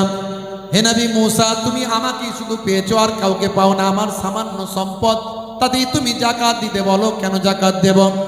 হে জওয়ান যুবকেরা, এমন সময় কিন্তু মুসা নবী ছাড়নেওয়ালা নয়। যখনই কারুনকে দেখতে পায় তখনই বলে, কারুন যাকাত দাও। কারুন রাগান্বিত হলো। হে তরুণ যুবকেরা, কারুন রাগান্বিত হয়ে বন্ধুদের সঙ্গে পরামর্শ করল কি করা যায়।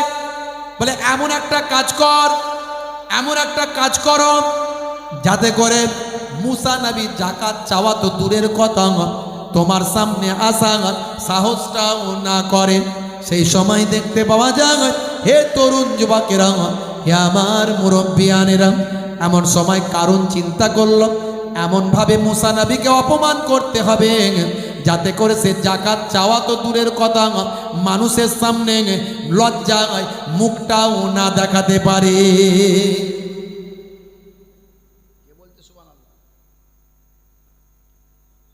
বলছে করিম চাচা মারা গেছে, বলছে সুবহানাল্লাহ। আসলে রাত অনেক হয়েছে, বুঝতে পারছি, তাই তো ঘুম পাচ্ছে মনে হচ্ছে। আর কষ্ট হচ্ছে, শেষ করে দেবো। সুবহানাল্লাহ সিগন্যাল দিচ্ছে, হুজুর এইরকম সুবহানাল্লাহ চলবে। হে তরুণ যুবকেরা, সংক্ষেপ করে বলবো, লম্বা চওড়া নয়, ভালো করে শুনে রেখে দিন। এমন সময় দেখতে পাওয়া যায় কারুন চিন্তা করল এমন শিক্ষা দেব মুসা নবীকে যাতে আর মুখ দেখাতে না পারে, যাকাত চাওয়া তো দূরের কথা। সেই জামানার সবচেয়ে বড় একজন বেশ্যা ছিল, যাকে পতিতা নারী ভালো ভাষায় বলা হয়, শুদ্ধ ভাষায় বলে পতিতা নারী। এখনো আছে না নাই? মানুষ চেনা যায় না। দিনের বেলা সুফি সাধক হয়ে, ভালো মানুষ হয়ে, সহজ সরল মানুষ হয়ে ঘুরে বেড়ায়, রাতের বেলা পতিতালয়ে যায়। এমন লোক মনে হয় নাই আমাদের সমাজে? জি জি ভাইরা আমার, এখনকার যুগেও বিখ্যাত পতিতা নারী, আমি একজনের নাম বলি শোনেন। আমার কাছে তার সম্পর্কে ডিটেলস পাঠিয়েছে। তার নাম হলো মিয়া খলিফা। যারা ইন্টারনেট ঘাটাঘাটি করে তারা জানে। হে তরুণ যুবকেরা, এই মিয়া খলিফা আসলে মুসলমান নয়, কিন্তু নামটা শুনলে মনে হবে মুসলমান। এই জন্যই আমার কাছে সেই ভাই ডিটেলস পাঠিয়েছে, বলে হুজুর এই যে একজন পতিতা নারী, বেশ্যা নারী, ইন্টারন্যাশনাল ফেমাস, সারা পৃথিবীর মানুষ চেনে একে, সবাই চেনে, ইন্টারন্যাশনাল ফেমাস। মিডিয়া, পেপার, পত্রিকায় বিভিন্নভাবে তার সম্পর্কে লেখালেখি পর্যন্ত হয়। হে যুবকেরা, শুনে রেখে দেন, জেনে রেখে দেন, কখনো এই সমস্ত অন্যায়, অবিচার, পাপাচারের মধ্যে লিপ্ত হবেন না। আমার আল্লাহ কোরআন মাজিদে জানিয়ে দেন, লা তাকরাবুজ জিনা, তোমরা জেনার ধারে কাছেও যেও না। এখন পর্দা প্রথা উঠে গেছে আমাদের মাঝখানে। দেখবেন শালিদের সঙ্গে জামাই বাবুর বেশি খাতির, বউকে ছেড়ে দিয়ে শালি চললো দুলা ভাইয়ের সঙ্গে ঘুরতে, আছে না নাই? একেবারে হারাম কাজ, জেনার গন্ধ পাওয়া যায় এখানে। ভাইরা আমার, তরুণ যুবকেরা আমার, মুরব্বিয়ানেরা আমার, এই রকম অন্যায়, অবিচার, পাপাচারের মধ্যে লিপ্ত হবেন না। আমার আল্লাহ ডাইরেক্ট কোরআন মাজিদে বলেছেন, লা তাকরাবুজ জিনা, জেনার ধারে কাছেও তোমরা যেও না। হে মুসলমান ভাইরা আমার, তরুণ যুবকেরা আমার, শুনে রেখে দেন, এই মিয়া খলিফা নামটা শুনলে মনে হবে মুসলমান। মিয়া, মিয়া নামটা মুসলমানদের ব্যবহার হয়, আর খলিফা একটা মূল্যবান শব্দ, যার অর্থ হলো প্রতিনিধি। ভাই আমার, নামটা নিয়েছে সে মিয়া খলিফা, কিন্তু আসলে সে মুসলমান নয়। মুসলমানদের বদনাম করার জন্য, ইসলামের বদনাম করার জন্য, আর মুসলিম সমাজকে উদ্বুদ্ধ করার জন্য, মুসলিম ঘরের নারীদের, মহিলাদের উদ্বুদ্ধ করার জন্য নামটা নিয়েছে।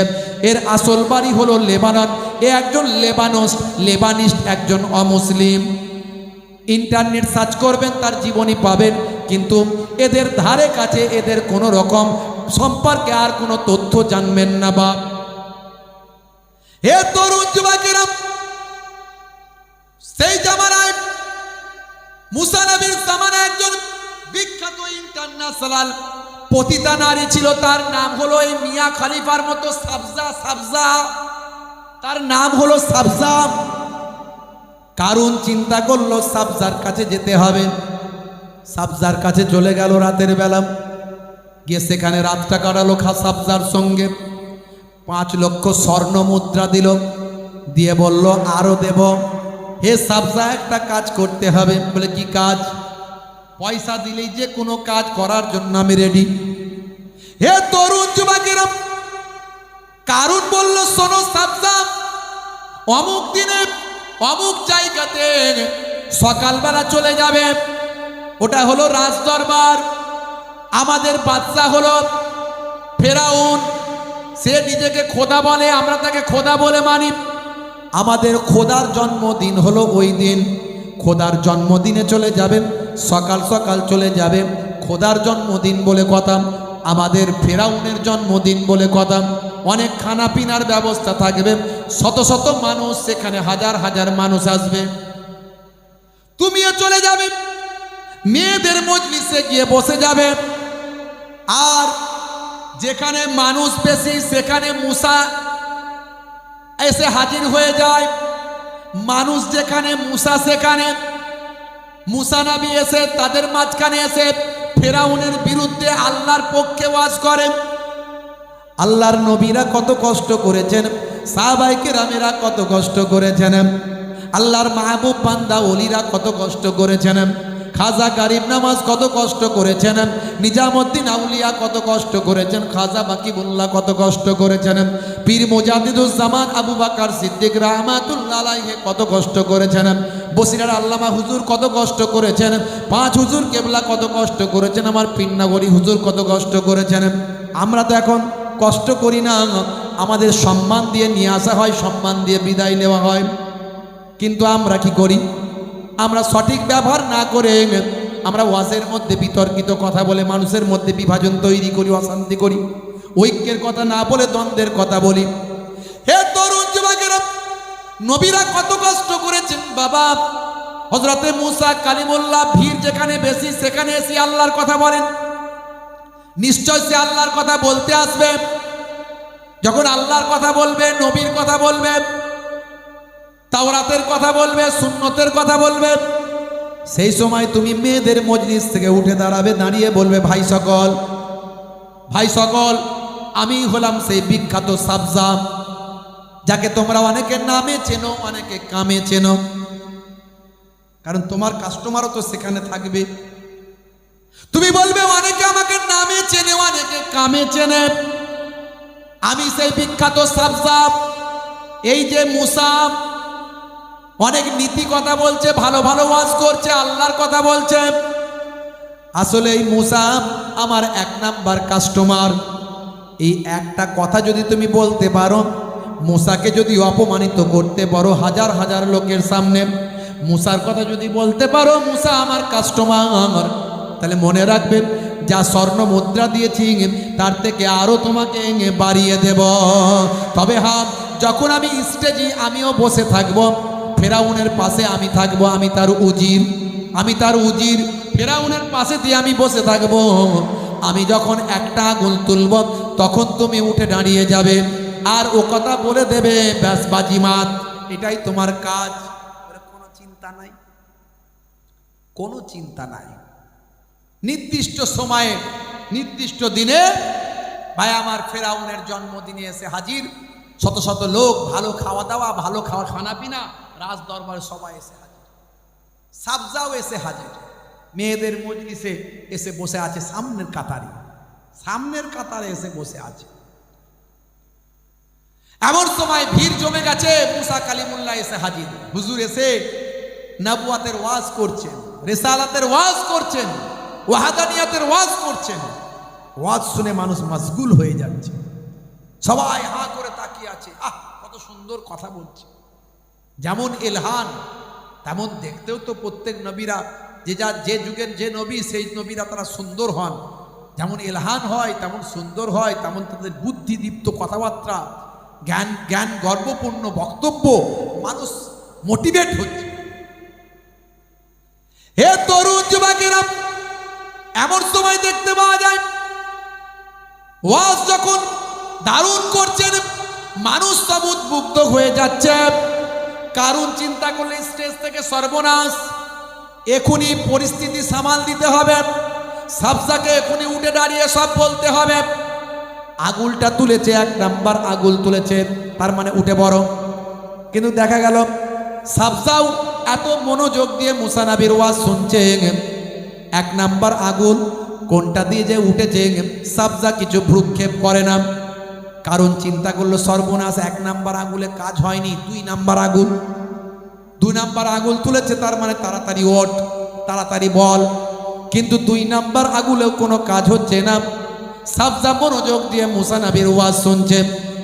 হে তরুণ যুবকেরা, কারণ দেখলো বেগতিক, 3 নাম্বার আগুন তুলেছে, সাবজা ভ্রুক্ষেপ করেনি, ওয়াজ শুনে যাচ্ছে। কারণ দেখলো সব প্ল্যান প্রোগ্রাম নষ্ট হয়ে যাবে, সব বরবাদ হয়ে যাবে, আমার টাকা পয়সা মেহনত সব পানিতে যাবে। ভাই আমার নেমে পড়ে মহিলাদের প্যান্ডেলে চলে গেছে। বিরাট বড় ধনী মানুষ, জমিদার, বিরাট বড় ধন দৌলতের মালিক, যেখানে যায় লোকে সম্মান করে। যাচ্ছে যেদিকে ভিড়ের মাঝখানে লোকে সাইড দিয়ে দিচ্ছে যান, কিন্তু গিয়ে হেঁটে হেঁটে গেল তো গেল, একেবারে সাবজার পাশে গিয়ে বসে গেল নিলজ্জের মতো। লোকে অবাক হয়ে গেল, লোকে দেখে মুচকে মুচকে হাসে, গেল যাই কোথা। কারণ উজির সাহেব বসে কোথায়? মেয়েদের প্যান্ডেলে, মেয়েদের ভিতরে।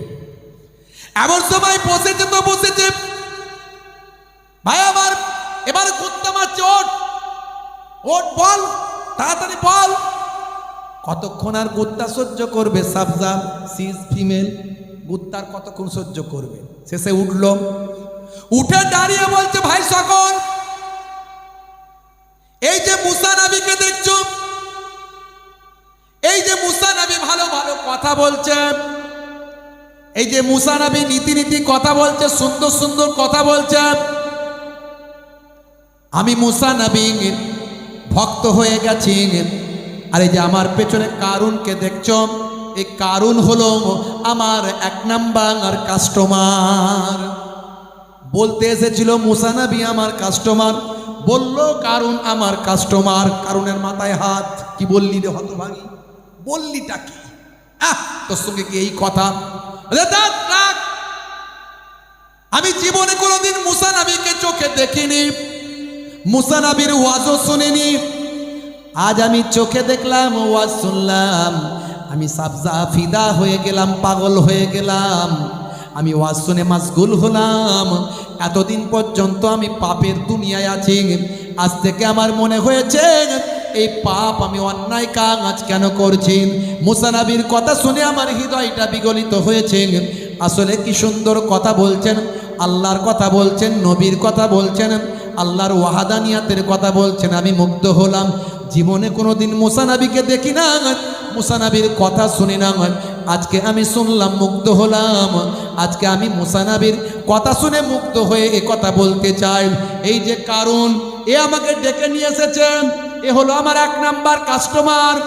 গতকালকেও আমার সঙ্গে রাত্রে থেকেছে, আমাকে 5 লক্ষ স্বর্ণ মুদ্রা দিয়েছে। এই নে তোর মুখে ছুঁড়ে মারলাম বলে মুখে ছুঁড়ে মেরে দিয়েছে।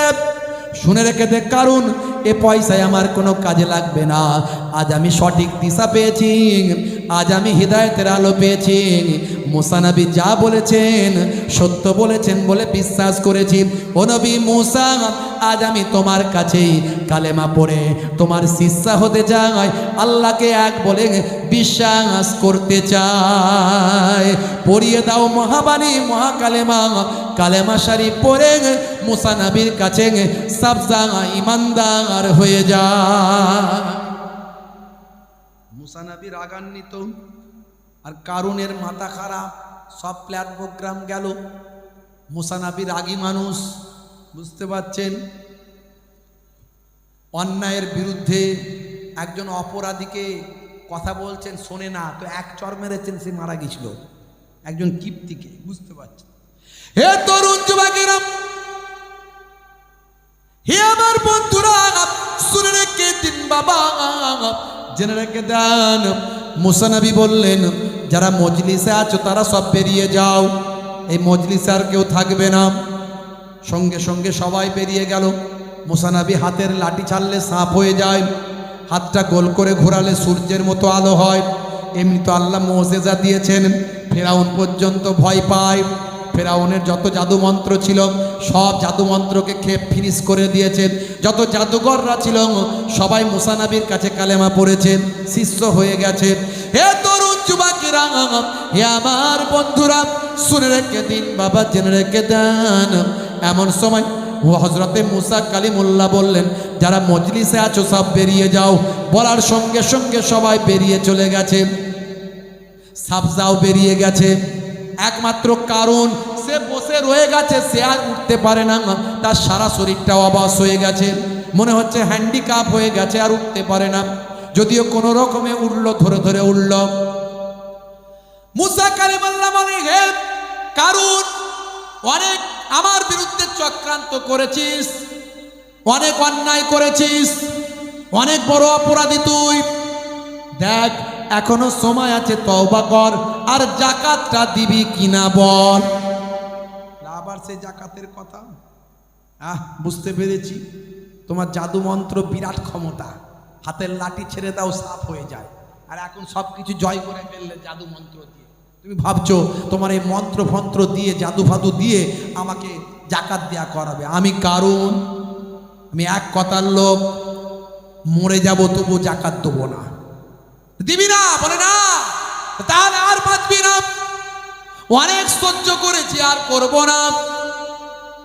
হযরতে মুসা নবী কারুনের জন্য বললেন, হে জমিন, ইয়া আরদ খুজ, হে জমিন কারুনকে টেনে নাও। বলার সঙ্গে সঙ্গে কারুনের পাটা শুকনো মাটিতে হাঁটু পর্যন্ত গেড়ে গেল। এমন সময় হযরতে মুসা নবী, নবীদের মনে তো আল্লাহ দয়াও দিয়েছেন অনেক। মুসা নবী বললেন, এখনো যদি হেদায়েত সস ছেড়ে দেব। দেখ, জমিন তোকে ছেড়ে দেবে, যাকাত দিবি কিনা বল। বললাম তো এক কথার লোক, যাকাত দেব না, মরে যাব তাও ভালো। তাই নাকি? বলে হ্যাঁ। আবার মুসা নবী বললেন, ইয়া আরদ খুজ, হে জমিন কারুনকে টেনে নাও। বলার সঙ্গে সঙ্গে বুক পর্যন্ত।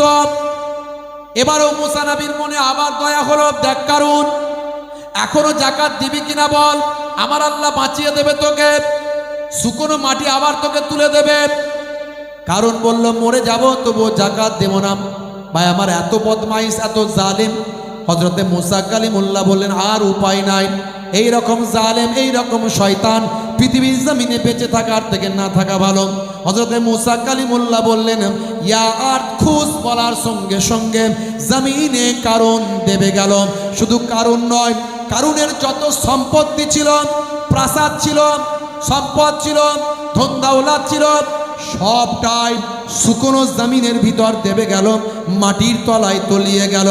এ কথা আমার আল্লাহ কোরআন মাজিদে সুন্দর করে সূরা কাসাসে উল্লেখ করে দিয়েছেন। সূরার নাম হলো সূরা কাসাস, আয়াত নাম্বার হলো 81।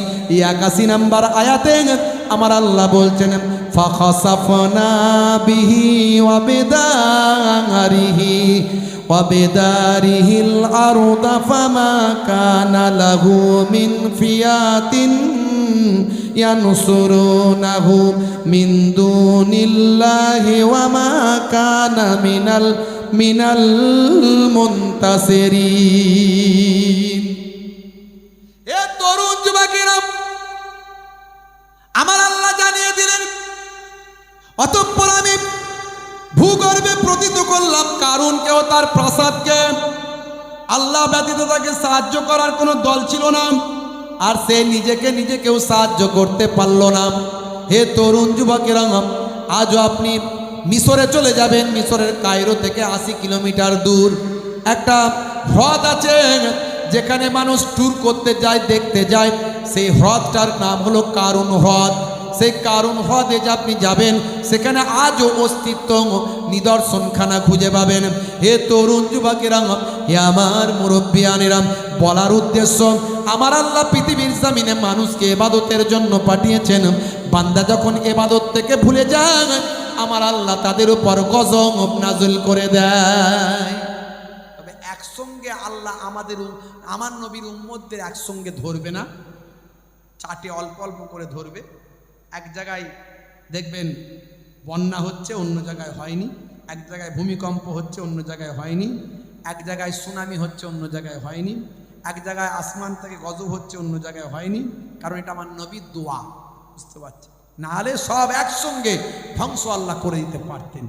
তাই আখেরি জামানায় কায়ামতের আলামতগুলো আস্তে আস্তে ফুটে উঠছে। যে কোনো সময় মালহামা আসতে পারে, যে কোনো সময় পৃথিবীর একটা বড় অংশের মানুষ ধ্বংস হয়ে যেতে পারে। এই অল্প দিনের মধ্যে প্রায় 70-80 হাজার মানুষ মারা গেছে অল্প দিনের মধ্যে। শুধু মধ্যপ্রাচ্যে 50,000 মানুষ শহীদ হয়েছে। তারপরে ইউক্রেন, রাশিয়া আছে, তারপরে আজারবাইজান, আর্মেনিয়া আছে, তারপরে আপনার ভাই আমার এই মায়ানমার, বাংলাদেশ, এগুলো সব আছে, বুঝতে পারছেন? সব মিলিয়ে যদি দেখেন ভাই আমার, বহু মানুষ মারা গেছে।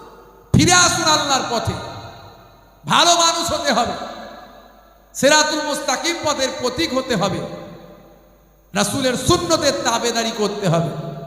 আমি অনেক সুন্নতের কথা বলেছি, এগুলো তো বড় ইবাদতের কথা বললাম। অনেক সুন্নতের কথা বলেছি। ডান দিকে কাত হয়ে ঘুমানো সুন্নত, বসে পানি পান করা সুন্নত, চেটে পুচে খাবার খাওয়া সুন্নত। নবী যা বলেছেন সব সুন্নত। ভাইরা আমার, বসে পেচ্ছাপ করা, ইস্তেঞ্জা করে পবিত্র হওয়া, হ্যাঁ, ঘুমানোর সময় ঘরের লাইটটা বন্ধ করে অন্ধকারে ঘুমানো। আমার আল্লাহ যা বলেছেন, নবী যা বলেছেন, সবের মধ্যে বিজ্ঞান, বাস্তবতা পাওয়া যায়। ওয়াজআলনাল লাইলা লিবাসা, সূরা নাবা আয়াত নাম্বার 10। আমার আল্লাহ বলছেন রাত্রিকে তোমাদের জন্য পোশাক বানিয়ে দিয়েছি। রাত্রি অন্ধকার, অন্ধকার তোমাদের জন্য পোশাক, মানে তোমরা অন্ধকারকে গায়ের সঙ্গে লাগিয়ে নাও। অন্য হাদিসের মধ্যে দেখা যায় নবী বলছেন লাইট বন্ধ করে দাও যখন ঘুমাও। 12 ঘন্টা দিন, 12 ঘন্টা রাত। আমি একটা এভারেজ বললাম। ভাইরা আমার, স্বাস্থ্য বিশেষজ্ঞরা বলছে যখন আপনি ঘুমিয়ে যান অন্ধকার করে, আলো জ্বললে হবে না। চোখ কিন্তু বুঝতে পারে, ব্রেন কিন্তু বুঝতে পারে যে লাইট জ্বলছে। লাইট যখন বন্ধ হবে চোখ সিগন্যাল দেবে ব্রেনকে, অন্তত ঘুমের 2 ঘন্টা পরে ভাই আমার মাথার দিক থেকে পেছন সাইড থেকে একটা হরমোন নিঃসৃত হয় মেলাটোনিন। 5 ধরনের হরমোন নিঃসৃত হয় ব্রেন থেকে, তার মধ্যে একটা হলো মেলাটোনিন। এই হরমোনটা নিঃসৃত হয়ে রক্তের মধ্যে মিশে যায়, এর ফলে ক্যান্সার আমাদের শরীরে হয় না।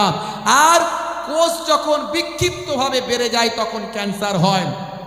শৃঙ্খলাবদ্ধভাবে বাড়লে নয়, বিশৃঙ্খলভাবে যদি কোষ বৃদ্ধি পায়, কোষ আমাদের শরীরে কোটি কোটি কোষ আছে, কোষ, এই কোষগুলো বৃদ্ধি পেলে ক্যান্সার হয়।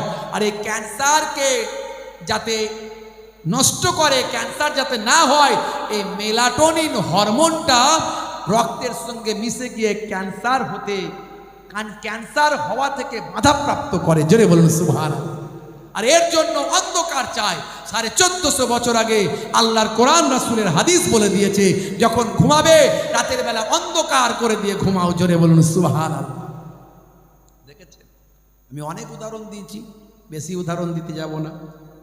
একটার পর একটা ইন্টারনেট সার্চ করলে পাবেন 20-25 হাজার বক্তব্য আছে। আখেরি জামানা, ফিতনা চারিদিকে লেগে আছে, সাবধানে চলবেন, আইনের প্রতি বিশ্বাস রাখবেন। আমাদের এই পশ্চিমবঙ্গে এখনো আইনের শাসন আছে, এখনো আমাদের এখানকার পুলিশ অনেক তাড়াতাড়ি কাজ করে। এই কদিন আগে বেলডাঙ্গায় যে ঘটনা ঘটেছে আপনারা জানেন। ভাইরা আমার, পুরো তথ্যটা আমি জানতে পারলাম ইন্টারনেটের মাধ্যমে। যারা পুরোপুরি গিয়ে খোঁজ খবর নিয়েছেন, সব মানুষ খারাপ নয়। ভাইরা আমার, এই ঘটনাটা চক্রান্ত করে ঘটানো হয়েছে। যে পুজো মণ্ডপের লাইটিং গেট করা হয়েছিল, তারা কিন্তু কোনো খারাপ কাজ করেননি, এ কথা তারা লেখেননি।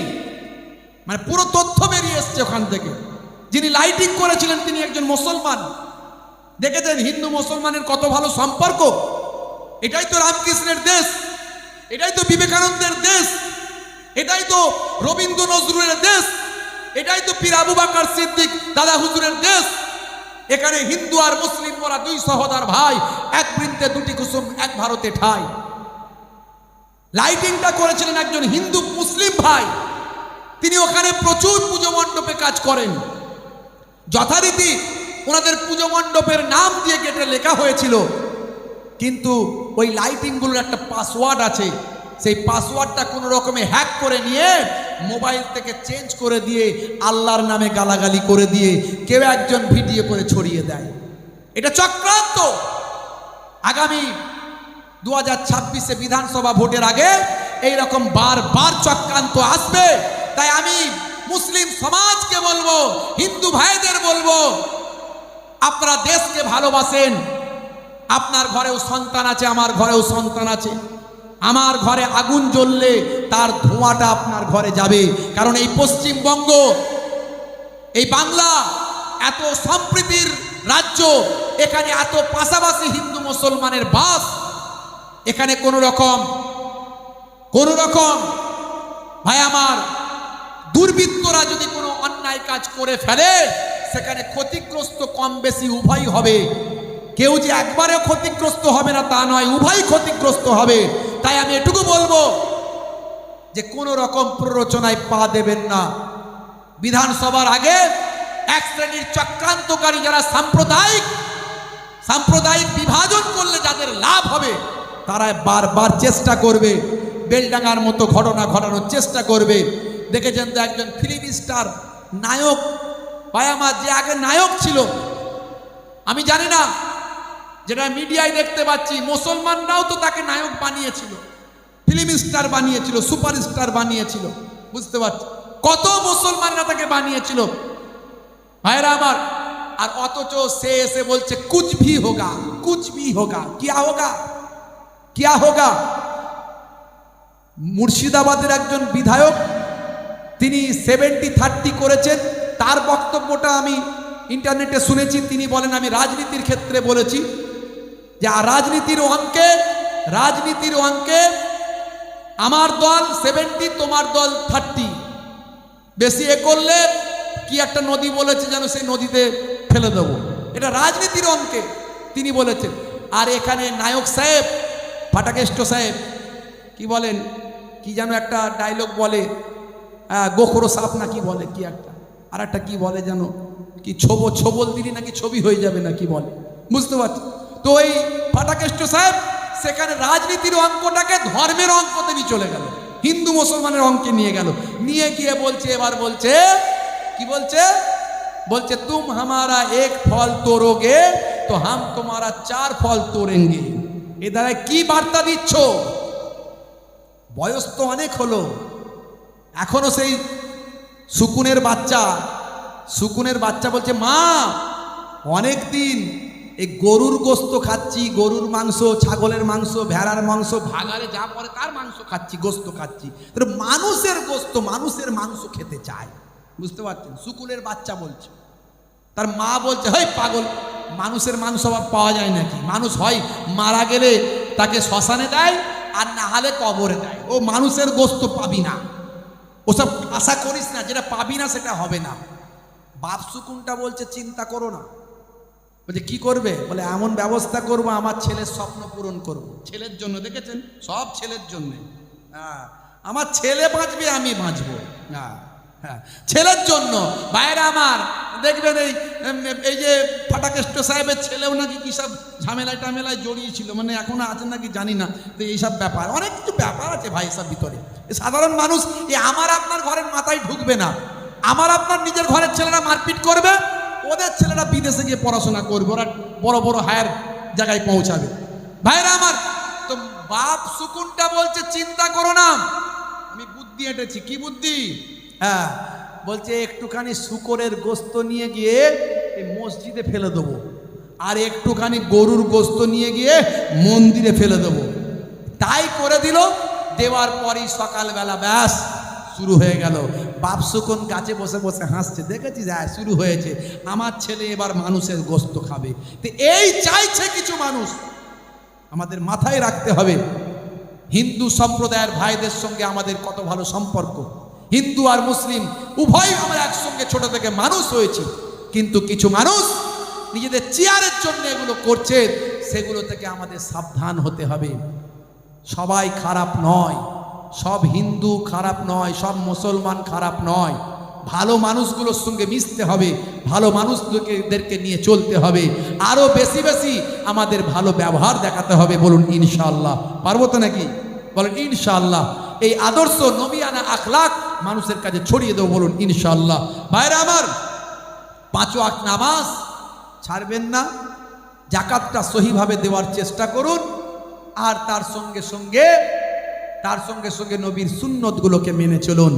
সন্ধ্যা থেকে যে ওয়াজ হয়েছিল তার জিস্ট, তার মূলটা আমি আলোচনা করে দিলাম। আল্লাহ রাব্বুল আলামিন আমাদের কবুল ও মঞ্জুর করেন, বলুন আল্লাহুম্মা আমিন, বলুন আল্লাহুম্মা আমিন। ভাইরা আমার, পৃথিবীর সবচেয়ে ভালো জায়গা হলো বাইতুল্লাহ, আল্লাহর ঘর। বাইতুল্লাহ আল্লাহর ঘর, এই টাউন মসজিদ অত্যন্ত ভাই আমার গুরুত্বপূর্ণ একটা বড় মসজিদ, আল্লাহর ঘর। আহা, দুনিয়ার মধ্যে শ্রেষ্ঠ জায়গা হলো মসজিদ। সে মসজিদের টাইলস লাগবে ওপরে, বুঝতে পারছেন? যে ফি সাবিলিল্লাহ মসজিদে দান করলো, কবরে পড়ে পড়ে কিয়ামত পর্যন্ত সওয়াব পাবে। জোরে বলুন সুবহানাল্লাহ। জোরে হবে না সুবহানাল্লাহ? আর জোরে হবে না? ভাইরা আমার, এই সামান্য করে আমি পয়সা চাইবো, সামান্য করে বলবো, টাইলসের জন্য আপনার টাইলসটা লাগানো থাকবে, আপনার টাইলসটা লাগানো থাকবে। নামাজিরা সারা জীবন নামাজ পড়বে, আপনি কবরে চলে যাবেন, আর আমি আজকে ওয়াজ করে যাচ্ছি, আমিও চলে যাব, কিন্তু মসজিদ ইনশাআল্লাহ থাকবে। মসজিদে নামাজিরা গিয়ে নামাজ পড়বে, আপনার আমার আফটার জেনারেশন ওই টাইলসে নামাজ পড়বে, আমি আপনি কবরে পড়ে পড়ে কিয়ামত পর্যন্ত সওয়াব পাবো। জোরে বলুন সুবহানাল্লাহ। জোরে হবে না সুবহানাল্লাহ? ভাইরা আমার, আমি অল্প থেকে শুরু করব, অন্তত যাতে সবাই দিতে পারেন। আল্লাহ রাব্বুল আলামিন কোরআন মাজিদে বলছেন, মান জাআ বিল হাসানাতে ফালাহু